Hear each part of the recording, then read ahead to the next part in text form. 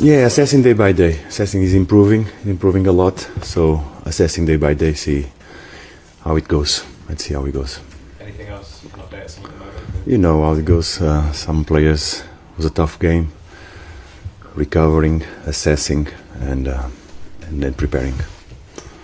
At the start of this year, West Ham, you lost 3-0 to Wolves, 2-1 to Nottingham Forest. The mood, I think, amongst the fan base was quite negative, but there's been such a big turnaround as of late.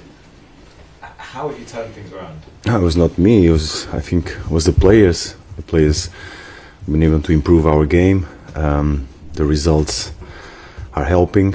So the atmosphere is, the mood, like you say, it's much better. Why do you think the team is dealing with setbacks better as well? Because after the Chelsea game, after the Liverpool game, there's been good performances and good results after those quite big setbacks. How has the team changed that side of things? I think we've been able to react well, like you said.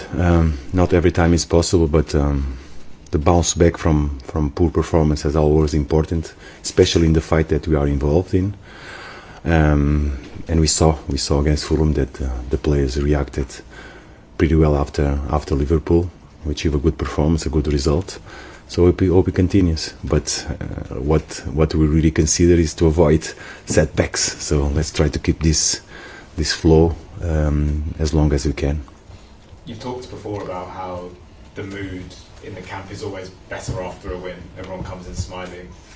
Do you almost wish you had another league game coming up next rather than the cups? Well, now you're in this really good momentum in the Prem. No, the cup, it's always a good competition for us. We love the cup, and this is what we are here talking about now.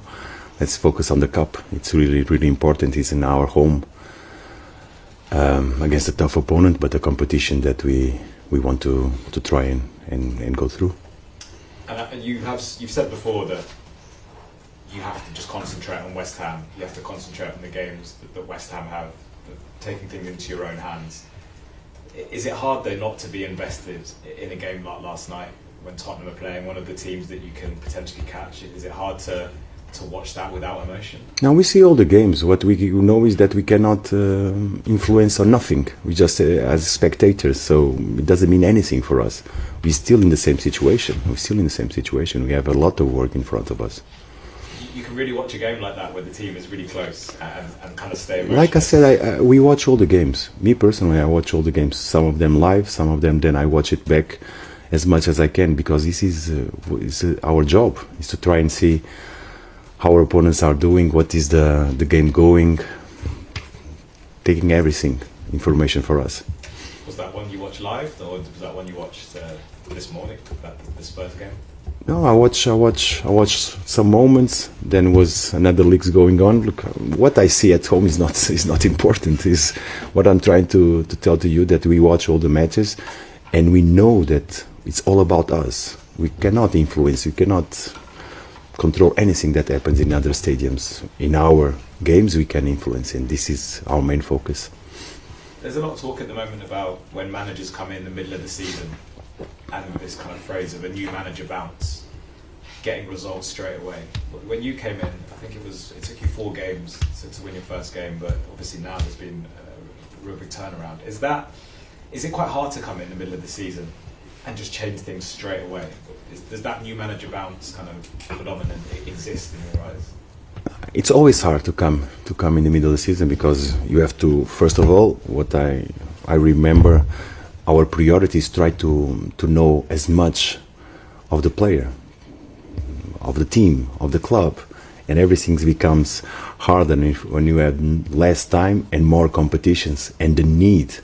Every time there's a change, it's because there's a need to change things. So it takes time. Sometimes it works faster, sometimes it takes longer. But in my case, I have this experience already, and I know it's hard. It's hard on every manager to try and change things just like that. It's not what happens. Things take time to click. Do you find it strange then, for example, with a manager like Igor Tudor, other managers this season, when they come in and it's just been a few games and people are already talking about them maybe losing their jobs? Do you find that strange, or is it just the world that we live in? Yeah, exactly that. It's the situation that we are. It's the world that we live in. Brentford are next. Yes. very famously corners and throw-ins. They're very good. Yes, yes. There's a bit of a debate at the moment around the Premier League football kind of being geared towards this style of football. Is that something you've noticed? Do you have Yeah, yes, he has changed, totally has changed. What the referees now allowed, what's happening in the set piece situation is, I will say, almost crazy. I think they should review it. I think they should come to the clubs and speak to the players, try to really explain to them what is a foul, what is a contact, how far can you go on this contact, so the players are more clear on their actions, because we are seeing things that they are not normal. I consider that many of them are fouls. What do you think is specifically is kind of a problem at the moment? Is it the amount of holding in the box? Is it the time taken over set pieces? No, the contacts, the holding, the grabbing, the blocks, the contacts allowed to the goalkeepers, who makes the goalkeeper's life very, very difficult. Many things are happening. They are changing the history of the games. So, like I said, some of them are legal, some of them are okay, but most of them are contacts that goes much further what is allowed in football. My personal consideration, and I already had the chance to address this worrying to Ward-Prowse, and he was sensible enough to recognize that something is going on. It's not only me. I think it goes through all the league. Just finally from me, Crescencio Somerville, Yes. Another goal. Obviously, the work that Jared Bowen did before it was obviously crucial to that as well. But with him, the international call-ups potentially at the end of the month, I don't think he's ever been in a Netherlands squad for the senior squad. Did you think he deserves that? Ask Ron, no comment. Ask him. What I see that Chris is in a very good moment, and what he's doing for the team is amazing. Not only the goals and assists, all the work rate that he's having is amazing. He comes from the pressure of Jared, like he said, but he kept composure. So we are delighted with Chris, and if national team comes, I hope he enjoys it. Thank you. Thank you. Yes. Hello. Hi Nuno, how are you? I'm okay, thank you. Just on that, for a long time it felt here like if West Ham were to succeed, get out of trouble, win in cup competitions, it was Jared Bowen. You know, I wouldn't say they were a one-man team, but he was the real talisman. It now feels like you've got more than one. You've got Somerville, you brought in Disassi, who's been exceptional since he arrived in January.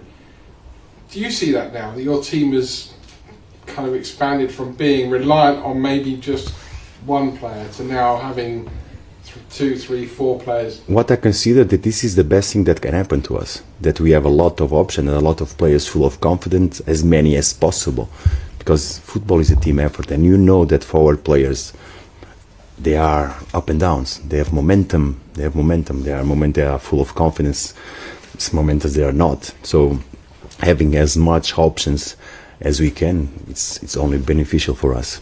I never consider a one-man team, never, ever. Does it almost help someone like Jared Bowen that the pressure isn't always on him to score a goal, because you know Somerville can score a goal, and it's not, the pressure at the back is not always on.